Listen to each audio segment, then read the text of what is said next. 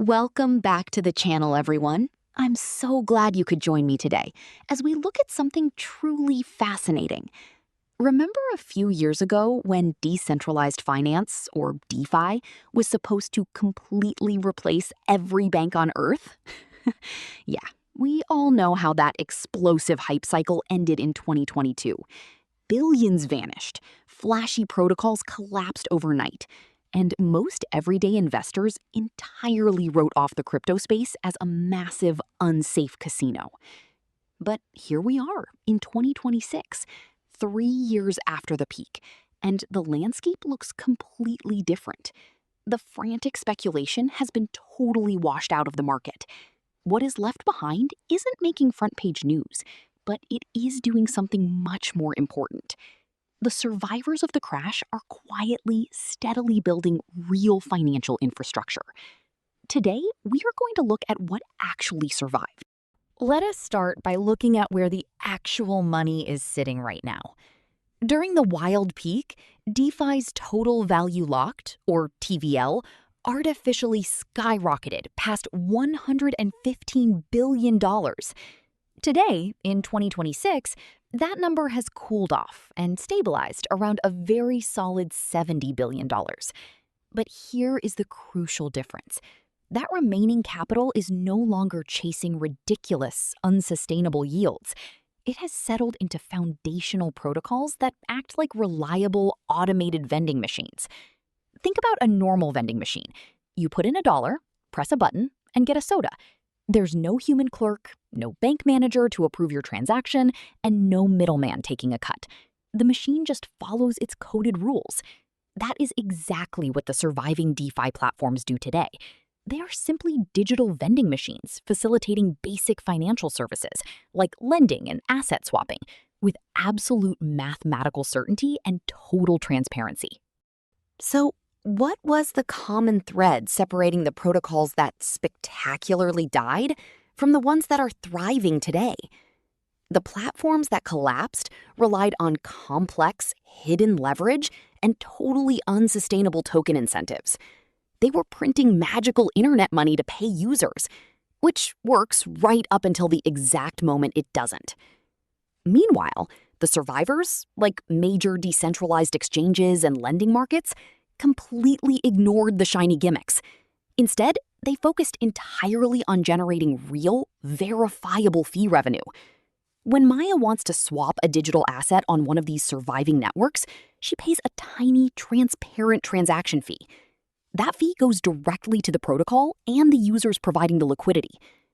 In 2026, the biggest remaining platforms are consistently pulling in hundreds of millions of dollars in legitimate, undeniable revenue.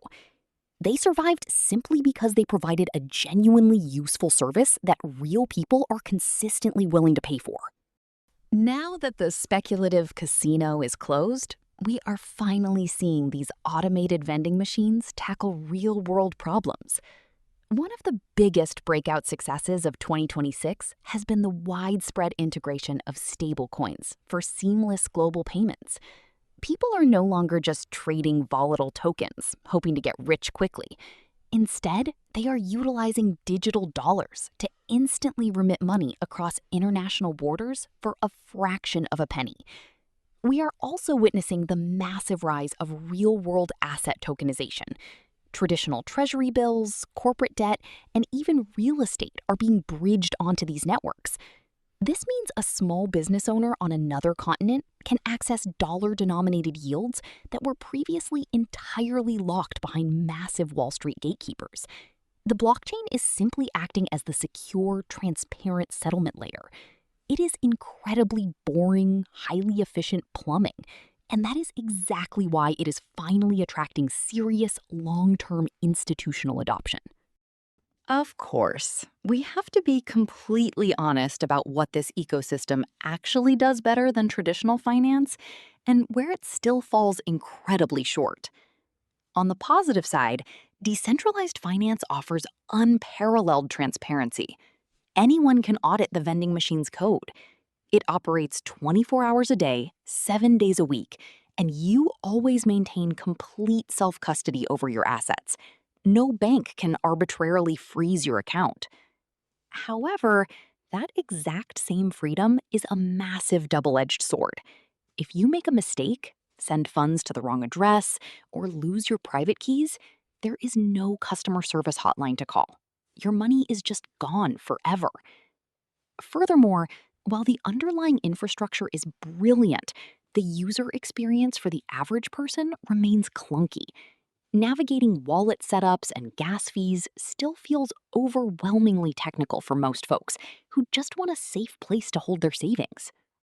Ultimately, the grand, sweeping narrative that decentralized finance would completely destroy and replace the traditional banking system was simply wrong. But what we have left in 2026 is arguably much more valuable. We have a robust, battle-tested alternative financial rail. It acts as a transparent, mathematically enforced check and balance against the traditional system.